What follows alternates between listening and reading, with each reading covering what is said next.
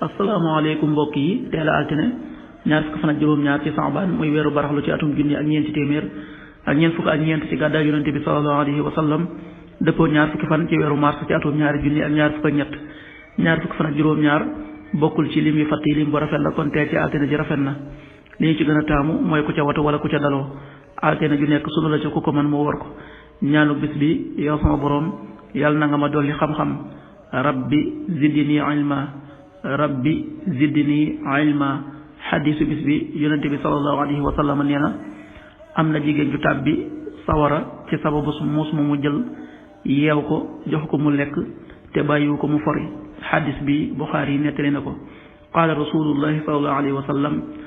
daxalat imraatun annaara fi hirratin rabatatha falam tut'imha walam tada'ha ta'kulu min xashaashil ard rawaahu Buxaari. julli suba waxtaan dana tàbbi 5h57 juróomi waxtu yu tegal juróom fukki simili ak juróom-ñaar tisbaar 13h42 benn waxtu wu tegal ñeent fukki simili ak ñaar takkusaan 16h42 ñeenti waxtu yu tegal ñeent fukki simili ak ñaar timis 19h20 juróom-ñaari waxtu yu tegal ñaar fukki simili gee 20h31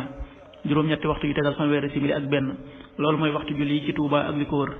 bu fekkee nekkoo Touba soo ko féetee penku ñaar fukk ak juróom-ñaari kilomètre yu ne wàññil benn simili soo ko féetee sowwu ñaar fukk ak juróom-ñaari kilomètre yu ne yokkal benn simili soo ko féetee gànnaar wala Saalum téeméeri kilomètre yu ne yokkal benn simili jant bi dana fenk 7h12